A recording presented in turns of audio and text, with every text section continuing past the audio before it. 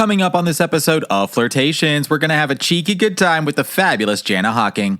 You might know Jana from her spicy columns in the Daily Mail, her time behind the scenes casting and producing The Bachelor, or her wildly popular Saucy Secrets series on Instagram, where no confession is too hot to handle.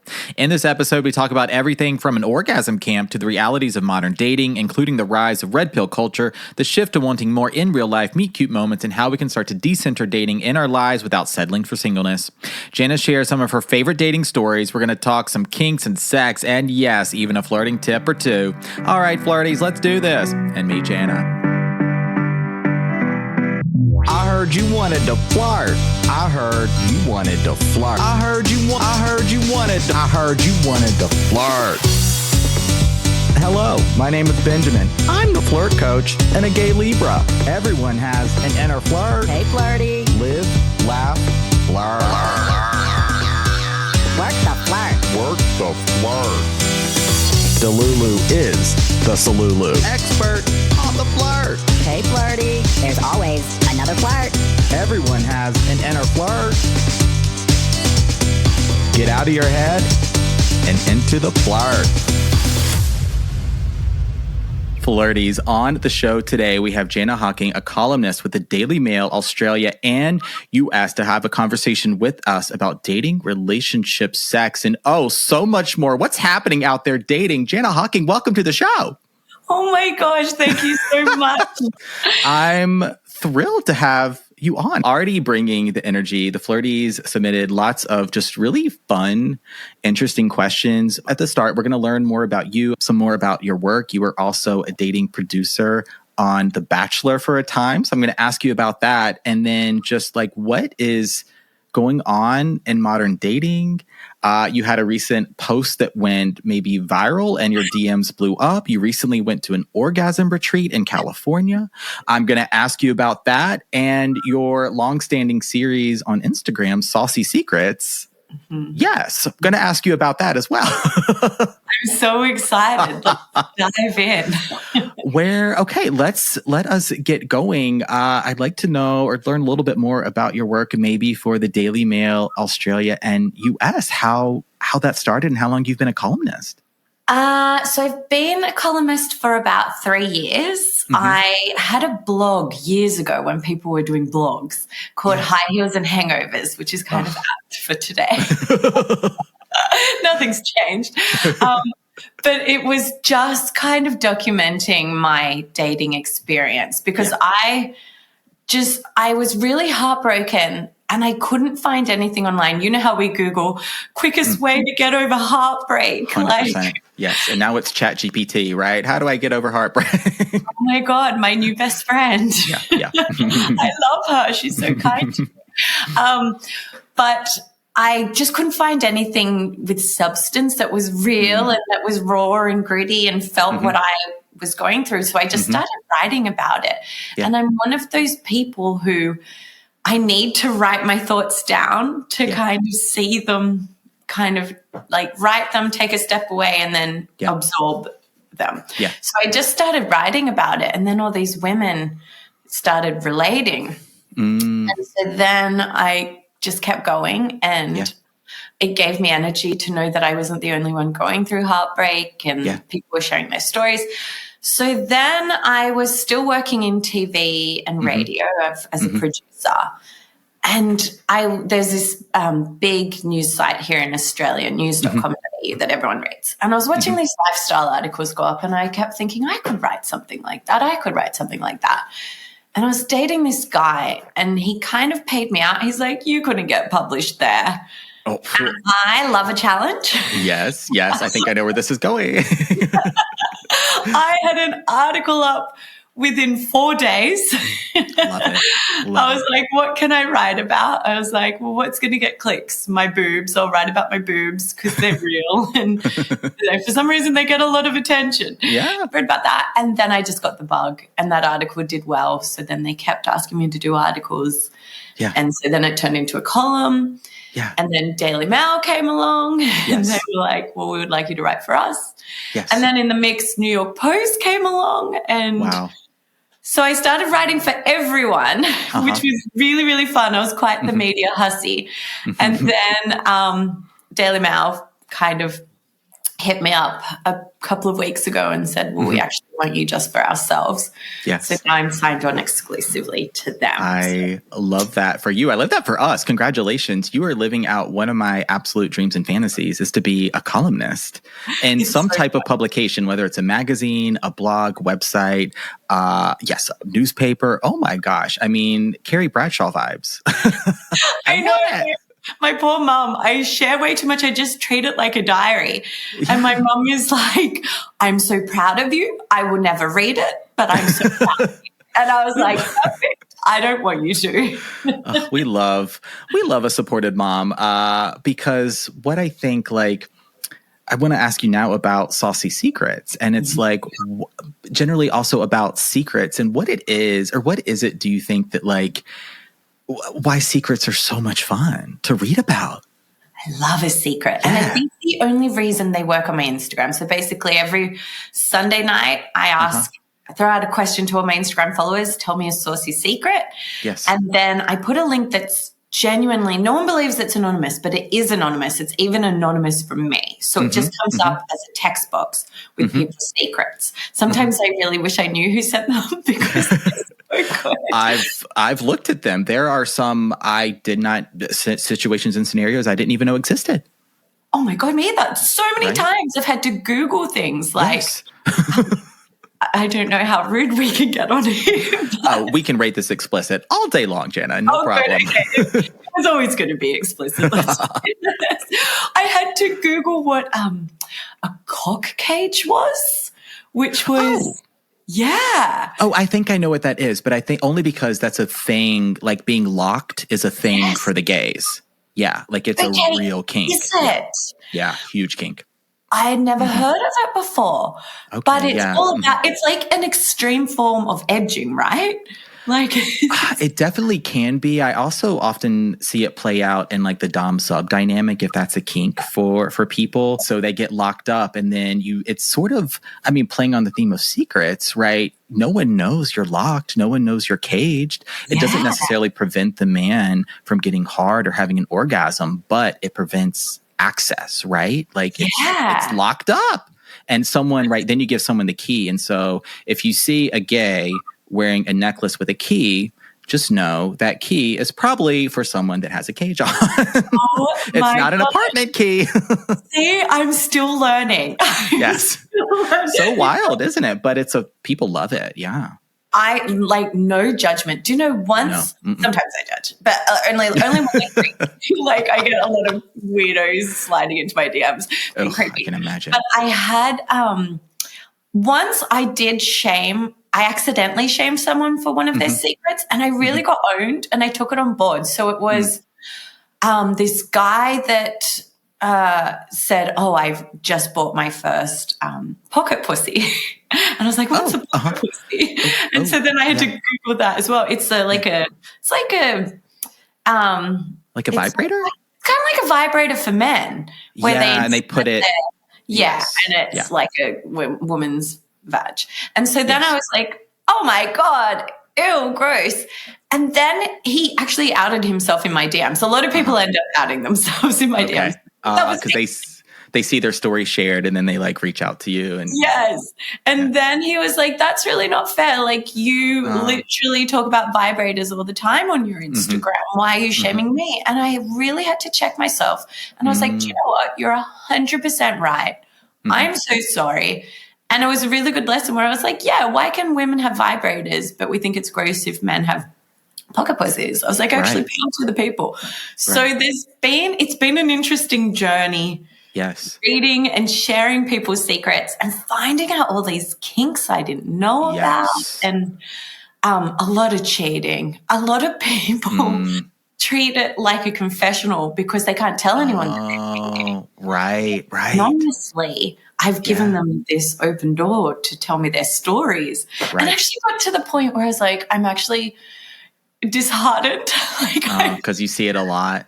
I'm hearing about all of you cheating, and I'm just like, is everyone cheating right now? I don't know. Gosh. I am going to ask you about that as well. And to the, so you want another gay kink? Please tell me. It's a little bit like on board with the pocket pussy, but like plugging is a big thing for the gays where they will wear butt plugs, but in public. Yeah. Yes. Like to the gym, right? Why to the gym? I feel like that all would the be time. painful. Honestly, I've never done it. Like it's not a pleasurable thing for me. Just no interest, but also no shame, no judgment. You do you. And it's a thing, right? Like I've like sort of flirted and dated with some guys before and they're like, send me a picture of like, it's in. And it's like a challenge, right? To keep it in because if it falls out on the gym floor, well oops. I mean, you know what I mean? So it's sort of like this personal challenge, right? Like, that would not be great. I can see how it's hot. Kind of it is a little bit hot, yeah. Oh, he's there right now with that. Because then it plays into like sort of like the dom sub, sort of this kink of like ownership, where it's like I'm getting this ready for you, right? Like this is yours, kind of thing. Yeah, it's it's like ultimate foreplay. Oh my God. Truly. We need more of that. Actually, you know what? The men can learn from gay guys. Foreplay. They really could. Oh my gosh. I'm starting to make some videos. I have a new series I've started. Dating advice for straight men from a gay man. And honestly, I've only made a couple videos at the time of recording and they're doing some numbers over on the TikTok. Yeah. So I love that for me. I love that for everybody. We need to chat and I need to do an article on this with you. Yes, please. My little head's going ding, ding, ding. This is an article because straight men's definition of foreplay, not all men, but a lot of men, is very interesting. Sometimes they don't have that awareness for arousal, right? Like a man's body is not aroused in the exact same way that a woman's body is. Yeah. There's some differences. Yeah. They forget that women's brains is 50% of the foreplay. Yes. It's like the butt plugs. Like it's like, that's a turn on knowing he's wearing it, blah, blah, blah, blah. Yeah. Same with women. Like, send us a saucy text during the day. We'll come home and rip clothes off. I've always done that. But like get it started early, plant the seeds. I don't think they realize how easy it is and how much more sex they could be having. I mean, flirt a little bit. Yeah. Flirt. Oh my gosh. When in doubt, flirt it out is my new catchphrase. All right. Jana, I want to ask you about your time on The Bachelor. Oh yeah. Maybe a behind the scenes story or just what that experience was like. Cause that's a show we all know that. I remember it used to come on Monday nights on ABC and this was like before streaming, right? This was back when network television was it. I was still in grade school. Monday night with my mom. Heck yeah. That's what we watched. The best. Yes. My biggest regret is working behind the scenes because I can't watch it the same again. I was addicted to it. And then I had that High Heels and Hangovers blog and it was such a scandal. Like I was just interviewing hot guys in Australia just to meet them. I do like hot guy of the week. And so then when The Bachelor came to Australia, they reached out to me and said, hey, we're doing the casting. You know all these hot guys because you've had them on your blog. Would you help us with the casting? And I was like, dream job. Yes. And so I said, well, I'll help you with the casting, but you have to give me a producer role because I was a producer on a travel TV show at the time. And they were like, let's see how you go with the casting. If you do a good job, we'll make you a producer on the actual show. Okay. I have never worked harder in my life. I worked my butt off. It was so much fun. So my job was to get all these guys in who I'd spoken to, do interviews with the executive producer of the show to see if they would make good bachelors. And then I had to cold call. So I had to go to like football games, pubs, clubs, and go up to men and be like, you're really attractive. Would you be interested in applying for The Bachelor? Which was like the best. There was a few bad instances where like I would go up to them and then they would be like, oh, this is my girlfriend. And she would just be like glaring at me. Oh, yeah, fair enough. But we ended up I didn't find him, which was annoying because I had like 5 guys who I was like, they're definitely the Bachelor, but they ended up picking this other guy, Tim. Then they made me date producer, which I was stoked about. So it was like, okay, start putting together these dates that they're going on. And so I'd pitch the date and it would be like a cute picnic on the beach and they'd be like, go bigger. This is the Bachelor. So then I'd have a private plane picking them up, flying them to Byron, where horses would meet them. Oh my horses gosh. would go horseback to a little camp spot on the beach with a fire where they would have their picnic. It was. I remember those episodes. Yeah. They were so fun. It was. I was doing all my dream dates, but then I was like, how am I going to date normally? Because I want to play horseback riding. Yeah. That's so interesting because like looks aside, you know, generally the casts on these dating shows are very attractive. That's why like one of my hot takes is Love is Blind. No, like everyone on that show is pretty or handsome. Like, and you know that. You know on the other side of the pod, the person you're talking to, even though you can't see. So give me a break, Love is Blind. I'm not so sold on the concept. Oh, either am I. And as a feminist, I look back now and I was like, Jana, why are you producing a show where all these women fight over one man? But it was I think very representative of how a lot of women were socialized to date, right? To be picked, to be chosen. Yeah. Oh my God, you're so right. And they kind of, because you take their phones off them and you take internet off them and they're in this house, they're just in this bubble thinking about this guy.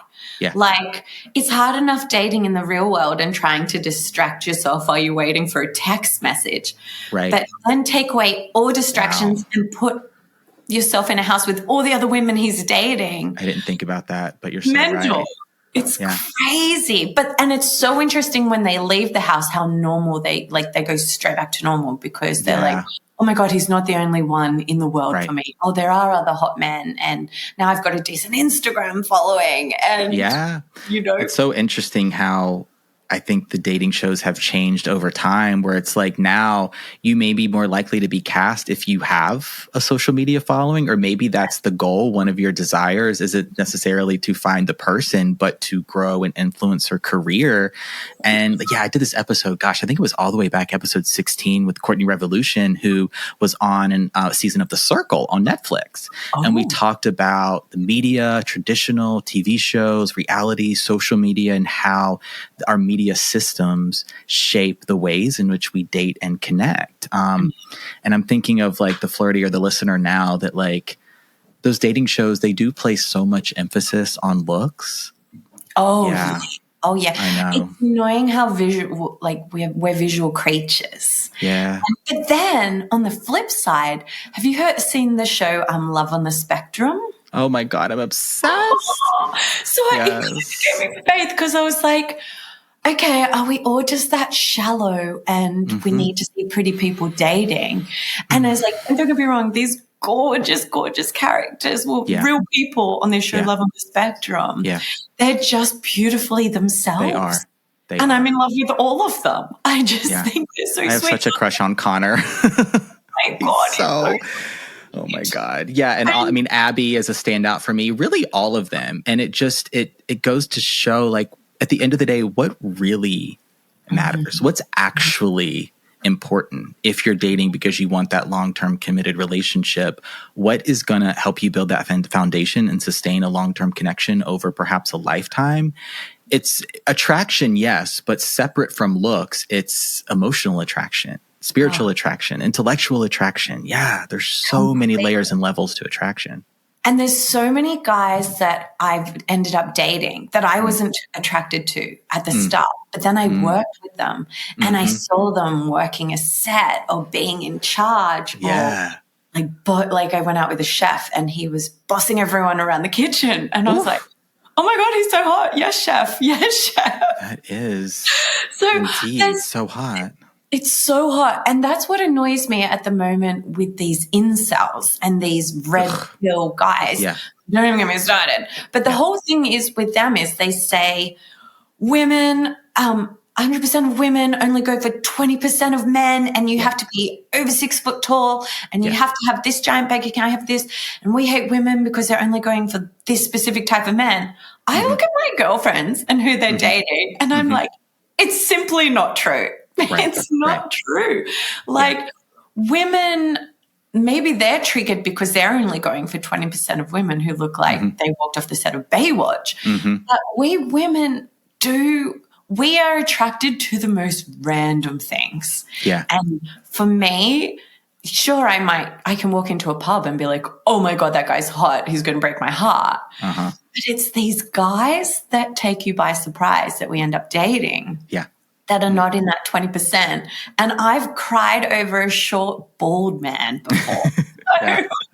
I mean, like Sex in the City. Look at Charlotte and Harry, right? Like, yeah. And they're my favorite couple. I know. They're so beautiful. It's real. I just want to say to these guys, look at who half the girls are dating. And they didn't walk off the cover of Men's Health magazine. Yeah. Let's stay here for a minute. I want to ask you about a recent post you made that got some feedback from the red pill incels in your DMs. Yeah, if you could share a little bit about that. Yeah, I put up this really great video by Tracy Ellis, and it was her choice. She was giving this amazing speech about how, like, her path didn't go down the typical get married, have babies scenario. And she's saying how she chose not to have kids. She's not in a relationship, but she's really, really happy. And for her, that's what works. And it just really resonated because I don't want kids. I love kids. I just don't want them for myself. And I've been single for a while now. So I was like, oh, I love hearing someone openly say, I'm choosing this path and it's working for me and it's what's making me happy. So I put it up. A lot of women were like, yes, girl, yes. But then I got these guys, just so many guys and normal guys who were like, you're going to regret that. Every woman should be having children. And there was one guy who went to town and he was like, I've been married for 25 years. It's the best decision I've ever made. I scrolled up in his messages, and for the last year, he's been sending me fire emojis to all my pictures. And I'm like, oh my God. You're here ranting about how I need to get married and I need to have kids, and you've done it the right way and you've been married for 25 years, but you're sliding into my DMs with fire emojis. Right. I was like, I couldn't help myself. I wrote back. I never normally write back. But he had that coming. Yeah. Don't mansplain my life decisions to me. Yeah. And there's so many, like, I mean, this one question topic alone could be a whole podcast episode. Something that's coming to mind is, like, I've absolutely made some posts like that before. Right. And what's interesting is I have never gotten that kind of response from men.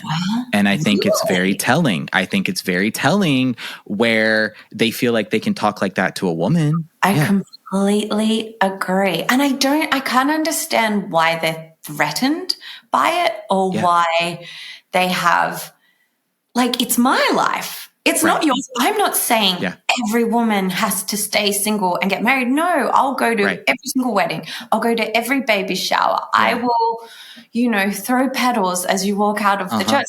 I'm a lover of love. Yes. I've got the best nephews. I support you guys 100%. But why are these men getting so threatened by a woman going, I'm choosing not to go that path? Right.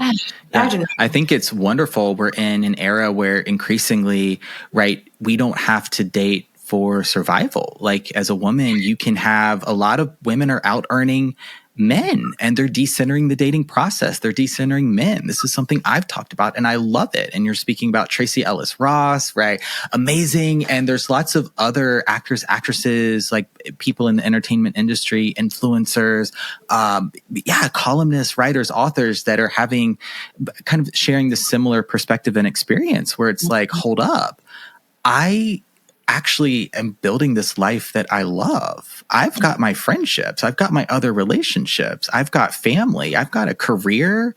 Like, I am just, it's so on this self-love, loving myself, like building peace within myself train that it's not necessarily that I don't want a partner or I don't want to marry or don't want a relationship, but it is going to take someone to really be at my level with all those things for me to just even be willing to compromise and to go on dates, because I've worked so hard to be me, right? And to get out of this mindset of pick me, choose me, right? We've all, especially like, women, I feel like have just been pushed this narrative forever to center dating and to center men. Mm-hmm. I completely agree. And there was this study that came out a while ago that found that there's the happiest people in the world are single women and married men. The happiest and the healthiest. I know. It kind of blew my mind. I was like, oh my God, single women are always like, are you okay? How are you feeling? Oh, don't worry, you'll find someone. I was like, well, statistically, we're thriving. And I love a man, right? I'm sure there's many listening on their healing journey. They're doing that work. They actually love women for who they are and the types of connections and partnerships they can have with women versus what a woman can do for them, right? There's a lot of men out there that are looking for a mom, not a partner, not an equal. And that is ultimately where I hope we're going. So the men here that are looking for a partner, yes, we see you and thank you for being here. Thank you for listening. I think so much of like the red pill incel guys, like just as women have been pushed a narrative, men have been pushed a narrative too, that it instills in them this entitlement that just because they're a man, they get whatever they want. That's not how this works. No, it's not. And I was talking to my mum about it the other day, and we were like, how did they go down that path? And something we kind of thought was because women are so used to, like, if I'm crying over a guy, I'm crying to my girlfriends. I'm crying on the phone. We are dissecting it at brunch. So within a month, we have almost overanalyzed it to the point we're now exhausted. We're good. We're going out. We're meeting other men. Whereas men have been taught for years, certainly in Australia, man up, toughen up. Why are you crying? Don't cry. So they're not talking to the mates like, fuck, mate, she really broke my heart. Like a lot of them aren't having those conversations where they're processing and healing at the same time. They're keeping it all in, and then they might stumble across a YouTube video that's like, well, actually, it's the woman's fault. So instead of healing, they're redirecting and turning it into anger. So it stinks that there's these videos out there aimed at vulnerable men who don't know how to process their feelings. That's why there's this meme at the moment that's like, I don't want to see your bank account. I want to see your therapy receipt. Oh, God, yeah. And I'm like, it's so true. And it's like the next guy I date is going to be emotionally healthy, and I want him to know that he can chat to me about thoughts and feelings, and I'm not going to tell him to man up. I love a man who cries. I think that might be my kink. Yeah. Oh my God. Who needs a cage? Just some vulnerability and a few tears. But it's wild. It's just, because now my male friends are like really progressive, interesting, fascinating people. So you get in this bubble where you forget that they're out there. Yeah. But I get a reality check every week from guys horrified that I'm not married, horrified that I'm not having kids or talking about sex. It's just, there's a long way, but thank God for men like you who are out there helping reprogram. Doing my best. Yeah. Cause I'm single and dating as well. I do want the relationship. I'm hopeful that it'll come for me. I think about the one quote from Whoopi Goldberg all the time where she was asked about her relationship status. And she was like, I don't want someone in my house, right? I don't want someone eating my food, using my shower, having to wash their towels. What? I don't want that. Oh God, it's so relatable. I was looking the other day, I was lying in bed, I was looking at my wardrobe, and it's packed, like it's got too much in it at the moment. Yeah. I was like, if a guy moved in, where would he put his stuff? I don't want his stuff in here. Right. And like my whole lounge room is pink. I'm like, then I'd have to put up some of his paintings. And yeah. no, preach whoopee. As you're wearing this gorgeous pink top today, this is like right on brand for me. This is one of my brand colors. Is this kind of like hot but yet deep pink? Yeah. Yeah. We look good today. Yeah, we are catches. Where are we? Yeah, we are, Jana. Oh my gosh. Do you have a couple extra minutes by chance? Of course. Go for gold. Okay. I wanted to ask you about a couple of the articles that you've written recently. One asking the question, why are we still single? Like, speaking more generally to sort of the collective experience of why dating seems to be so difficult. Oh God, there's definitely a few things. I think one, because of the dating apps, we think we've got way more options than we do. Yeah. So everyone's refusing to lock something down because they're like, but there's so many. We now have access. Back in the day, in the 90s, when I first started dating, remember you met someone at a bar. Yeah. Yeah. You got their home phone number. You had to maybe talk to their parents or their flatmate to see if they were home. Then you had to organize a date. You couldn't cancel the date by a text, so you actually had to go to the date. By the time you've gone to all that effort, you're probably going to end up dating them because you're exhausted. Whereas now you can ghost people, you can text, you can cancel dates, you can message someone at 3 a.m. just for a booty call. Yeah. And why would anyone settle down when they think, but I don't know, I'm like you at the moment. I've had a lot of fun, but if the right guy came along and he enhanced my life, as opposed to the ones that have just given me high cortisol levels, then I'm open to it because I think I'm exhausted. And I long for I call it the Sunday syndrome. I'm happy the whole week. Monday, I'm back on my game. What are we writing about? What are we doing this week? Tuesday, Wednesday, we're having girl dinners. And Saturday night, I might be out with my friends, but it's that Sunday morning wake up when you just want to lie in bed and it's raining and you want to snuggle with someone and then maybe go get breakfast. It's the blues. That is, gosh, you are so speaking my language. That's when it hits too. Like Sunday morning is really the one morning I have off. I feel the same way. I'm so busy. I feel like I wear so many hats every day. But that is when time starts to slow down a little bit. Sunday mornings for me, I get to sleep in. Yeah. I do some late yoga. I want to linger over breakfast. And it's like, in those moments, it's not necessarily like anything is happening, but just to share life with somebody, right? Yeah, I think it would be so nice. So I think we can have it all being single.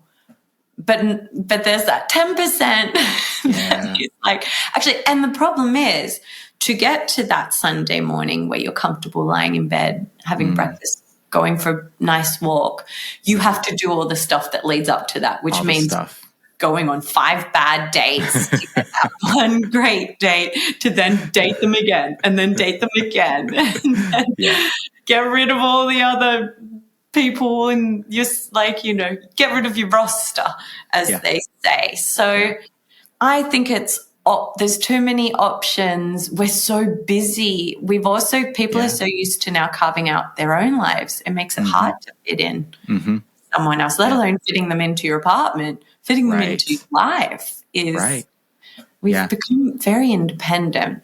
That is such a good point. I definitely think that's part of it. And it's, because I live so chronically online, and I've always said social media, it's a microcosm. It can give you an indication into trends, so you kind of have the pulse because it's the most real time information. right? Yeah. It happens. You can receive information, see a video the second after it's posted versus something that's like a show, produced, scripted. Those take a little bit longer time to develop. And I think this hyper independence is a big piece of it. This paradox of choice, being overwhelmed with just the sheer options, the grass is greener on the other side kind of mindset. We bring so much fear and hurt into the dating process. And now I feel like a big thing I'm seeing is this one strike and you're out kind of mindset where like the second you get the slightest the second, right? Like there's a subtle shift in energy. The second someone says one wrong thing, I'm out, ghost. And then you're on to the next. And I'm like, I don't want you to sacrifice boundaries or tolerate disrespect. Of course, if someone's testing you or something, we got to acknowledge and notice that and stand up for ourselves. But just because someone like chews weird, I don't know. Out of hand. It's gotten out of hand. I was thinking about that the other day because in my 20s, I've dated one guy for 4 years. I dated another guy for 2 years. I did this. I was like, God, how did I do that? Like at the moment, 3 months is like solid for me. Yeah. Because we got over the small things. Yes. Oh my God, he farted in front of me. We giggled. We didn't post them. Right. And now, right, if you're on the dating apps, you may not even be reading a profile. You're looking at a picture. You're giving someone 2 seconds to decide, if they're even worth a conversation. Boop, on to the next. Like, of course it's difficult. I know. And I was on a date with a guy the other day, and I had met him through friends. And I was having the best time, and I was so into him, and it was such a great date. But I just kept thinking, if I had have seen you on the apps, I would have swiped left. Interesting. Right. Yeah. Right? And I was like, but meeting you in real life and feeling your energy and like, I'm so attracted to you. But if I had that 5 seconds, I totally would have bypassed you. So I'm into the idea of dating in real life again, meeting people in real life again, putting on, your big girl, your big boy pants. And you put up a video the other day about eye contact, which I really loved. And I was like, we need to bring back the art of eye contact. Yes, like you gay guys do it really well. My favorite nights out are with my gay friends, and I don't exist in those bars, which is not good for my ego. But you're also busy like giving each other like the sexiest eyes. We need to learn, because we used to do that when I was growing up. We used to go to, there was this Irish pub called the Mean Fiddler.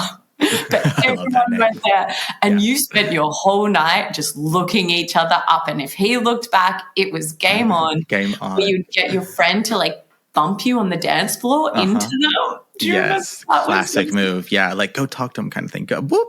Oops, now you're dancing with them. My bad. Oh my God, now we're grinding. Bring back some in-person flirting and some eye contact. I am with you there. All right, Jana, we teased earlier in the interview, you recently attended an orgasm camp.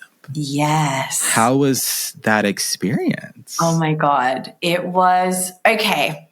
So I wrote about it for the New York Post. Yes. And they had put up an article that said women are paying $15,000 to learn how to orgasm. And so the editor sent it to my editor, the lifestyle editor, and was like, send Jana. And I was like, so she sends me an email and she's like, do you want to go? And I was like, oh my God, yes, I want to. Say less. Say less. I'm already on the plane. Yes. So I flew into LA and then drove like 2 hours into the desert, past Palm Springs, by the way. Wow. Best little city in the whole world. Like I was already looking. I've driven through. Yeah, it's gorgeous. Oh my God, it's the best. But anyway, kept going. Got to this retreat in the middle of the desert. I knew it was going to be woo-woo. Like I was like, okay, this is going to be different. It was. But it was, what shocked me the most was I thought it's going to be a lot of exhibitionists who are just there to get their jollies. No, it was like married housewives, teachers. There was a 75-year-old woman there. There was just all these women who were like, we've had years of bad sex. We faked that many orgasms. We don't even know what we like anymore. We're done with the male gaze and making sure our partner gets off. We want to get off. Yes. And it was so empowering. And it started with this lesson from Pamela, who runs it. She's incredible. And Court Vox, he's really, he's this amazing sex coach guy. He does a lot for LGBTQ plus in that space. But he's really good with women because he was the only guy there with 16 women, and he just made us feel really comfortable and safe. Yeah. And he was kind of telling us from the male perspective a few things, but I didn't expect the first lesson to come as we were snacking. So, Okay. so they had put out the most amazing cheese plate, like cheese spread, like Meghan Markle could never. Like, it was incredible. Yeah. And so we women all got there and we're all a bit nervous because we're like, oh my God, we're at like a sex camp. And so we'd like very politely like, oh, would you like some cheese? Oh, can you pass the crackers? And then Pamela swans in and she was like, I have a question for you all. How did you attack that cheese platter? Did you go in and get what you wanted and make sure you got the good cheddar? Or did you step back and go, oh, you go first? Oh, no, you go first. Oh. And I was like, oh, now I'm Australian. So I was like, give me the good cheese. I was like, I was disgusting. And I was like, oh no, I kind of attacked it and everyone else was polite. And she was like, no, that's how you should be like that. And you should be like that in bed. She said, women have been taught, please the man, step back, make sure I keep checking in with him. Does he look like he's having a good time? Is he almost coming? She's like, we need to reprogram ourselves to be like, am I having a good time? Yes. Is he enjoying this? Is he doing things that pleasure me? So he's like, how you attack the cheese board is how you should be attacking your sex. And I was like, okay, Pamela.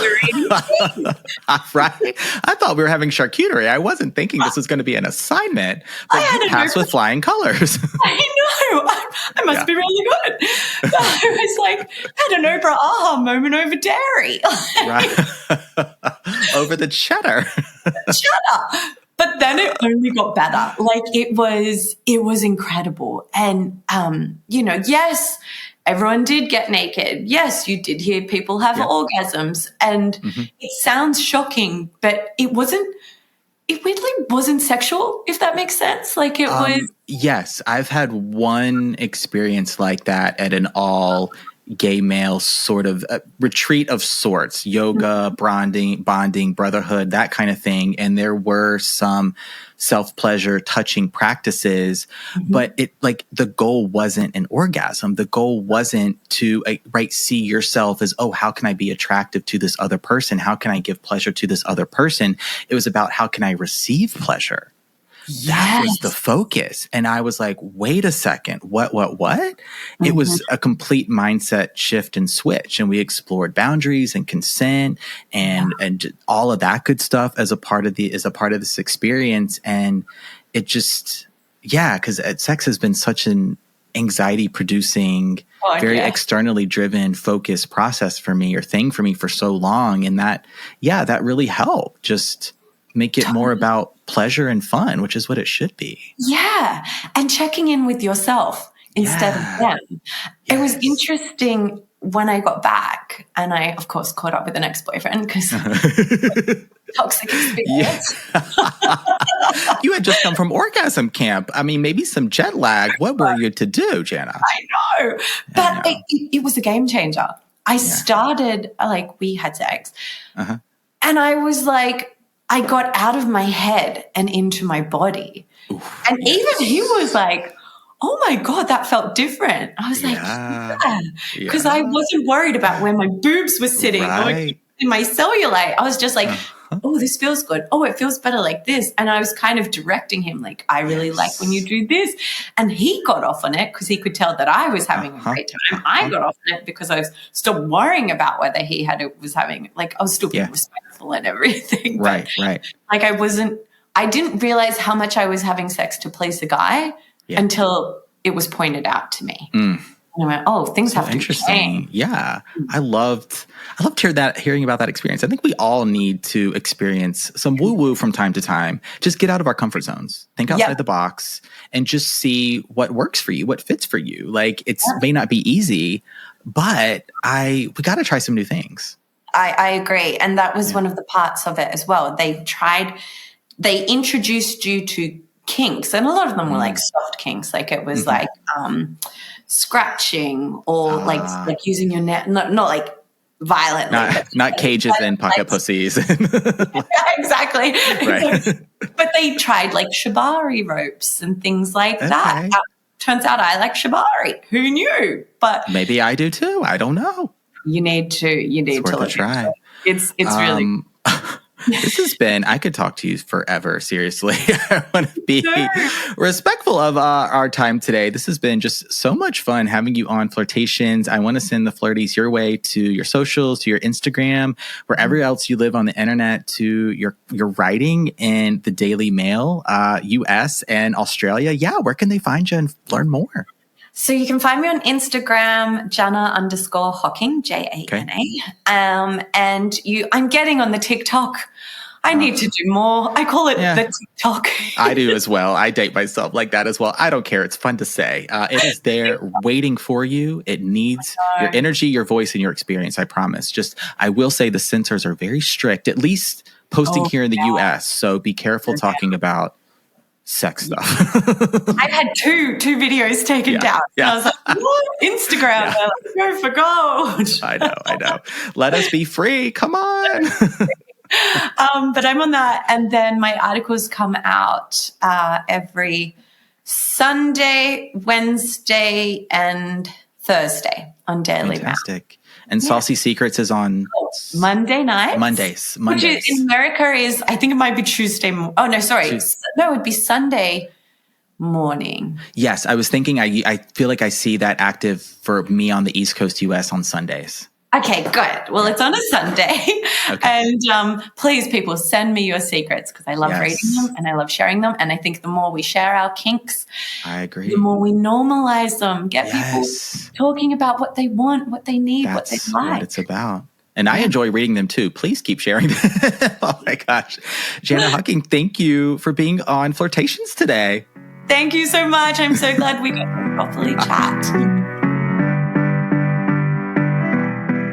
All right, flirties, that's a wrap on this episode of Flirtations. Thank you so much to Jana Hocking for coming on the show today. I had so much fun recording this conversation. I hope you enjoyed listening back to it. If you would like to follow and learn more about Jana, the links below in the show notes for this episode to check out her columns, her articles on the Daily Mail, check out her Saucy Secrets series on Instagram, or just follow along on her day-to-day journeys and expeditions, flirting and dating. I think you'll enjoy them. I know I do. Thank you, Jana, for coming on the show today. And thank you to you, the flirties, for tuning in, for streaming wherever you may be in the world, for listening to this show called Flirtations. Could not do this without you. All of this is indeed for you. I'm here for you, for your flirting lives, for your dating lives, for your relationships, and just for you in general, for all the moments in between, the good, the bad, the hard, the easy, and all the complexities that life throws at us. Thank you so much for being here. Please rate, review, subscribe to the show if you haven't already. If you have, thank you so much. If you haven't, drop a 5-star review on Apple, Spotify. You can always leave a written review on Spotify, a thumbs up or a comment on YouTube. Yeah, you can even comment on Spotify. Lots of ways to engage. Yes, I greatly appreciate it. Share this episode or another favorite episode of Flirtations with a friend, a family member, a coworker, a neighbor, someone you even mildly like, someone you want to share some BFE, big flirt energy with. I'd love you for it. Okay, thank you, Flirty. Signing off officially here at Flirt Headquarters. My name is Benjamin. I'm the flirt coach and gay Libra. Flirty. Happy flirting.